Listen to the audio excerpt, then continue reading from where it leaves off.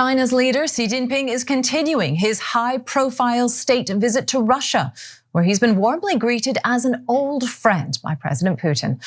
Beijing's billed this visit as a trip for peace. Mr. Putin said that Moscow was always open to negotiation. But the Americans have already warned that China's negotiation plan on Ukraine could be just a delaying tactic. Quite a bit to unpack in regard to the meeting between Xi Jinping and Vladimir Putin in Russia. Now, this is yet more evidence of this multipolar geopolitical environment with the United States and the West, of course, aligning against Russia. And there is now a closer relationship between Xi Jinping and Vladimir Putin. Now, the real question is, are we getting closer to a Cold War, or are we already in a Cold War? I think that's an interesting question. So I want to kind of break down some of the latest reporting on this story. So we've learned today that the president of Taiwan is also set to meet with the United States next week. And Japan's prime minister just did a surprise visit in Ukraine today. So it's kind of showing you where the alliances are. Together, these meetings reveal a rapidly dividing world stage. Now let's start with the meeting between Russia and China. Now, Beijing entered the talks with a message of peace.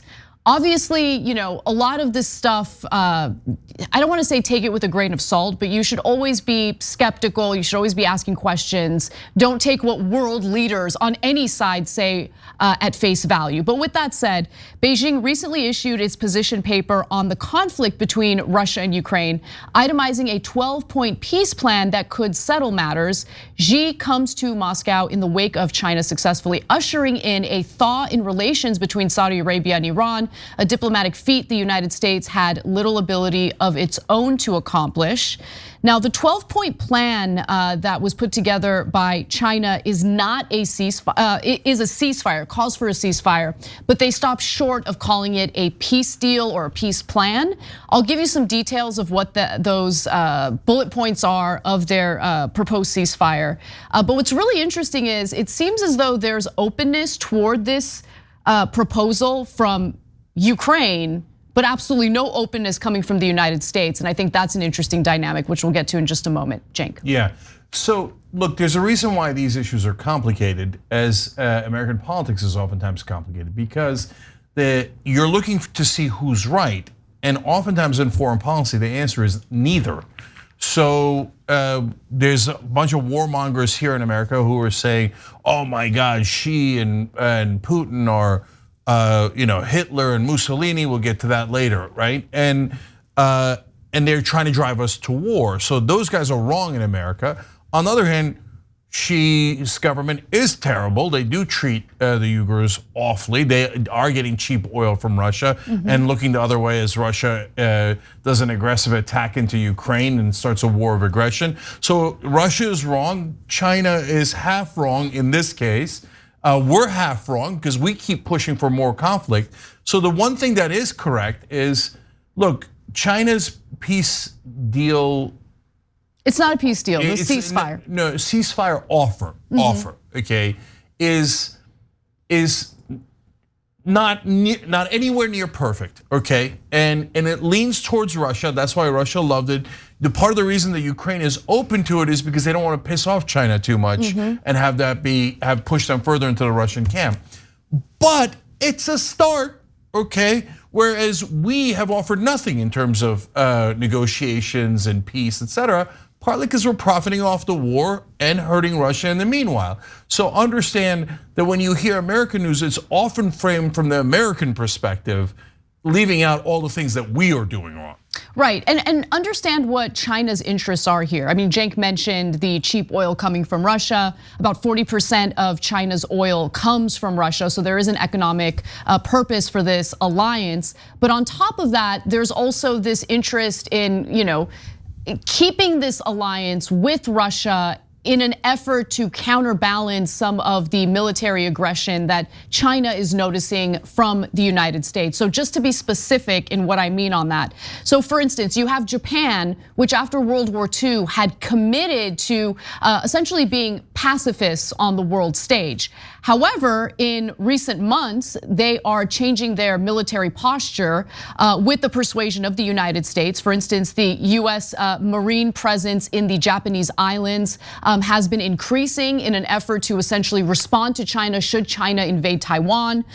They're also bolstering Japan's missile capabilities. Think about what this signals to China, right? So they see this as a military threat. On top of that, you have the United States bolstering Australia's military capability as well. So the US military presence in recent months especially has increased in the Pacific.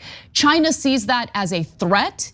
And their alliance with Russia, according to Chinese officials, is seen as a way of kind of countering that military US presence. With that said, though, I want to go back to the ceasefire offer that was drafted by by China. And the points that I see here are kind of interesting. So there's vague stuff in there like ceasing hostilities, okay? But abandoning the Cold War mentality, AKA weakening NATO, protecting citizens and prisoners of war. Obviously, that's something that Russia wants. Forbidding nuclear warfare and protecting nuclear power plants. That's clearly a message in favor of Ukraine against Russia. So let's be clear about that, because of course, Russia had been targeting a nuclear power plant in Ukraine through this war. Supporting the Black Sea Grain Initiative, which would allow Ukraine to export grains through 3 major ports. Obviously, there are economic interests for Ukraine there.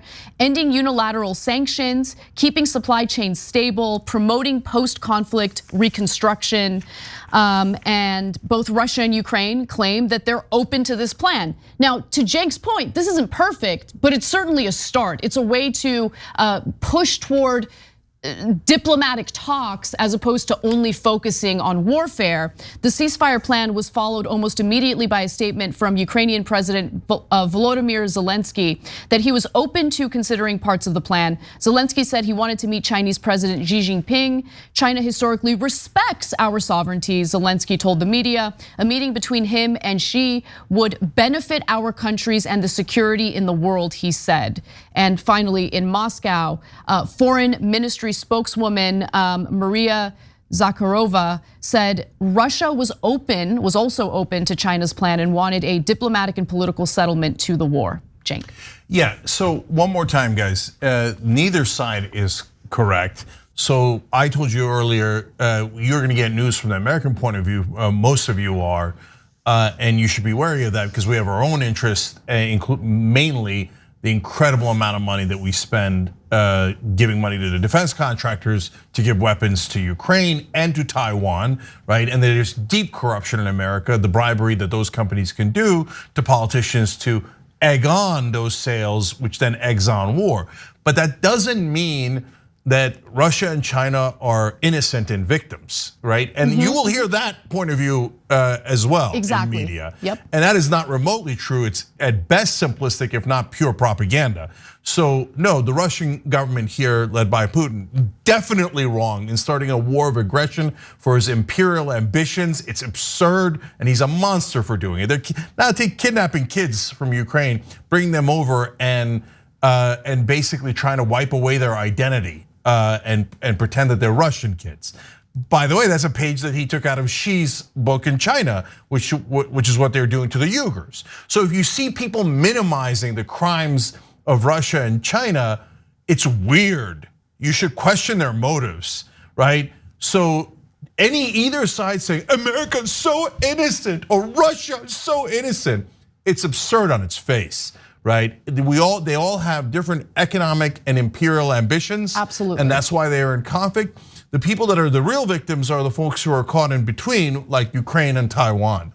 And so, and by the way, for the record, our policy of ambiguity in our policy regarding Taiwan and China is the correct diplomatic strategy. Because if you say, hey, China, no, that is Taiwan and it is independent, it forces China to appease their own domestic base and go, oh yeah, we're not gonna accept that. It is part of China and go to military conflict, right?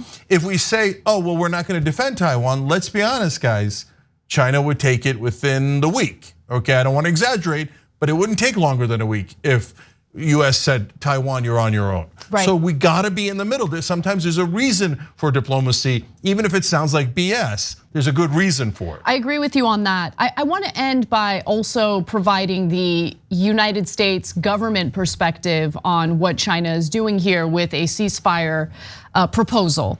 So President Joe Biden is not buying it. I want to go to graphic 5 here where he says, Putin's applauding it, meaning the ceasefire proposal. So how could it be good? The idea that China is going to be negotiating the outcome of the war, it's just not rational. But it just is reminiscent of we don't negotiate with terrorists, which was a right-wing Republican position when it came to our invasions in the Middle East, right? You know what it actually is? That's exactly right, Anna. And in fact, Dick Cheney had the famous line when Iran basically offered their surrender of their nuclear program after we invaded Iraq. They would have given that deal, it's on the record, was a fantastic offer. They nearly would have given up everything. But Dick Cheney said, we don't talk to evil.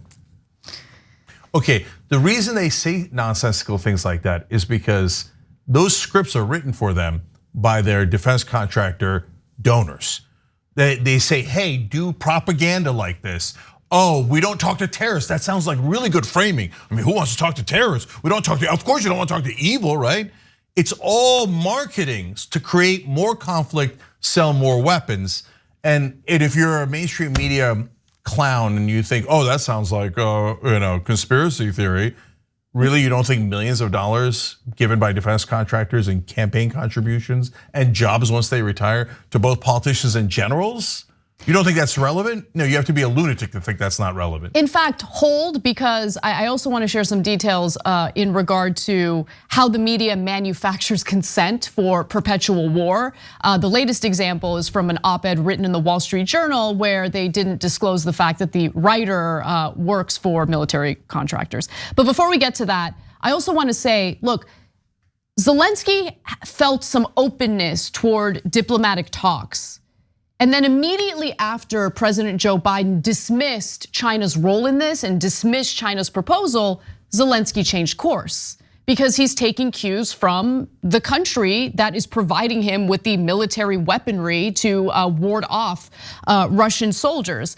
Following the dismissals from Washington, Zelensky reversed course. He stopped talking about his interest in parts of the Chinese peace plan. Instead, he resumed requests for more weapons shipments, again saying Ukraine needs F-16 fighter jets to take Crimea, to which defense contractors say, I jump in it. Yeah, booyah. So Zelensky would prefer peace. That's why he was open to the Chinese offer in the beginning. But he can't not do with the weapons. So when America says, no, you are not to have peace, you are to keep fighting and keep buying these weapon systems, okay? And keep making the American taxpayer pay for it. Well, then Zelensky has no choice, because if he doesn't have weapons, he's gonna get rolled over in the next day, because it's not like Russia's going to, out of the goodness of their heart, go, well, now let's be fair. Okay, no, there is no fair in war, but there's something that is very telling that you can take away from all of this. America has never pushed towards a peace offer in this entire situation. Now you can say, hey, well, look, if you get peace, try to get peace now, you might have to negotiate on some land that Russia has taken, etc. No, you can start with an offer that you like, and you can say no land, but here's the other things that we're willing to consider, etc. But America has put forward nothing, whereas China has put together a proposal.